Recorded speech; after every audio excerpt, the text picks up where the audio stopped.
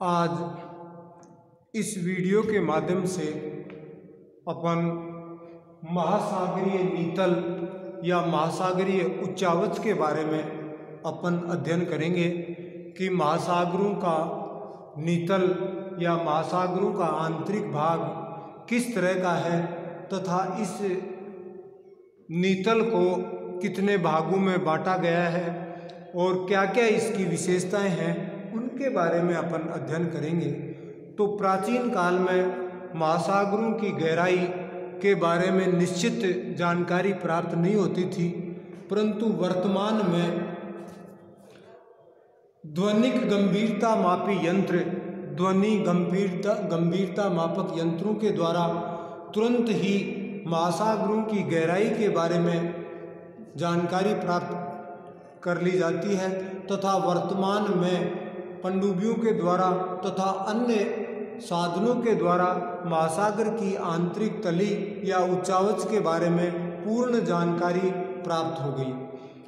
अगर अपन देखें तो इस महासागरीय नीतल को मुख्य रूप से 4 भागों में बांटा गया है, जिसमें सबसे पहले महाद्वीपीय मग्न तट, पहला महाद्वीपीय मग्न तट, दूसरा महाद्वीपीय मग्न ढाल, तीसरा गहरे महासागरीय मैदान या महासागरीय मैदान और चौथा महासागरीय गर्त। इस प्रकार महासागरों के उच्चावच या नीतल को अपन 4 भागों में बांटा गया है, जिसमें महाद्वीपीय निमग्न तट, महाद्वीपीय निमग्न ढाल, महासागरीय मैदान और महासागरीय गर्त। इस प्रकार ये 4 महासागरीय नीतल के बारे में 4 मेन भागों में बांटा गया।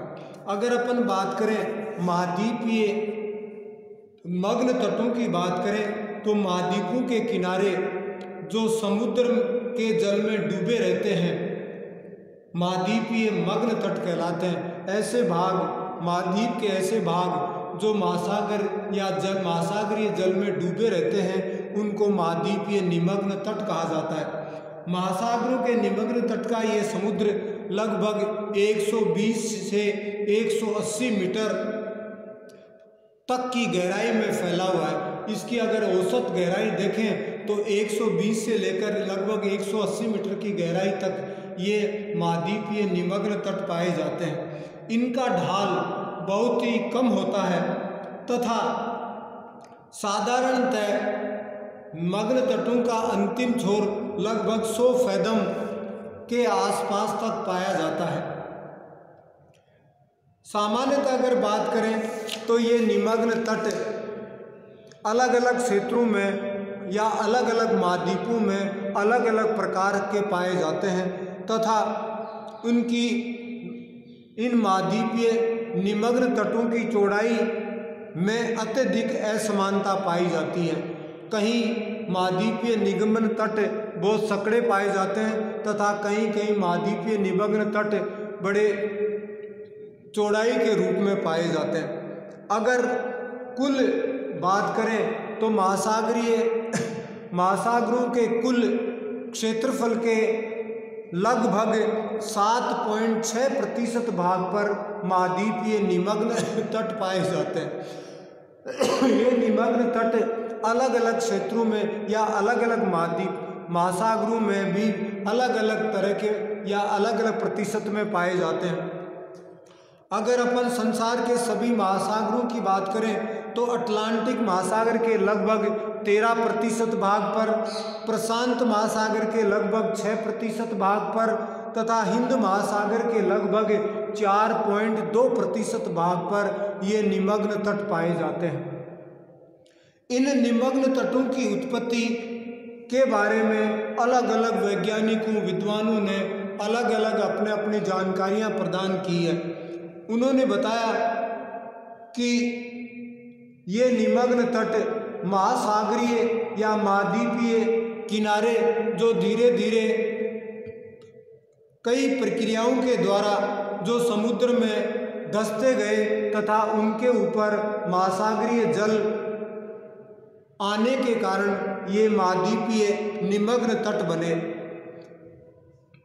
इन निमग्न तटों के बारे में भी अलग अलग तरह की विचारधाराएं तथा अलग अलग तरह के धारणाएं मानी गई हैं। उसके बाद में अगर अपन देखें तो दूसरे महाद्वीपीय निमग्न ढाल, महाद्वीपीय निमग्न ढाल तट के अंत समुद्री सिरे से समाप्त होते हुए ढाल हो जाते हैं। जहाँ पे महाद्वीपीय निमग्न तट समाप्त होते हैं उनके आगे तीव्र ढाल वाले भाग, जैसे ये महाद्वीपीय निमग्न तट तथा तटों से एकदम इस तरह से तीव्र ढाल वाले भागों को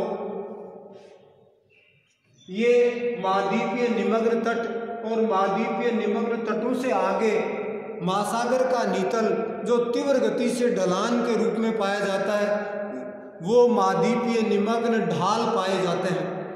महाद्वीपीय मग्न ढाल महासागरीय नीतल का उच्चावच का वह भाग जो मग्न तट तथा महासागरीय मैदानों के बीच में पाए जाते हैं। इनकी एक तरफ महाद्वीपीय मैदान और एक तरफ मग्न तट के बीच में महाद्वीपीय निमग्न ढाल पाए जाते हैं। ये अलग अलग महासागरों में अलग अलग प्रकार के पाए जाते हैं। इनमें अधिकतम लगभग 30 या 35 डिग्री तक भी ढाल पाए जाते हैं। अगर अपन बात करें तो संसार के जितने भी महासागर पाए जाते हैं उनके लगभग 8.5% भाग पर महाद्वीपीय ढाल पाए जाते हैं और ये ढाल अलग अलग क्षेत्रों में अलग अलग या अलग अलग महाद्वीपों में अलग अलग प्रकार के हैं।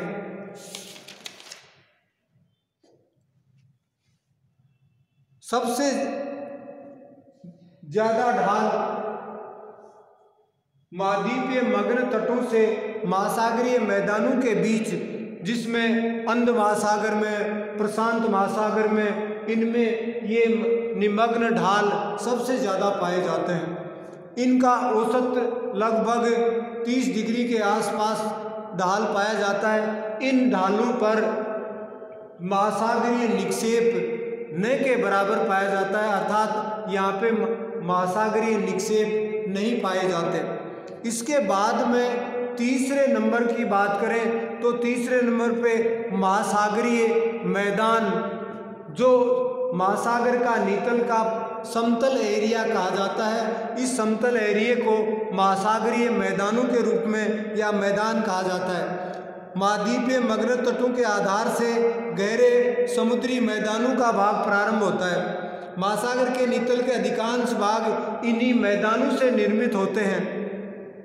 ये समुद्री मैदान लगभग या सामान्यतः समतल प्राय रूप में पाए जाते हैं। इनकी गहराई भी अलग अलग महासागरों में अलग अलग प्रकार से पाई जाती है।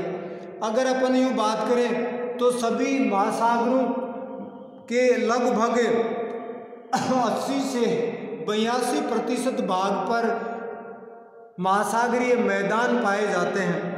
इन मैदानों के क्षेत्रफल की अगर अलग अलग महाद्वीपों के बारे में या महासागरों के बारे में अगर जानकारी प्राप्त करें तो अटलांटिक महासागर के लगभग 85% भाग पर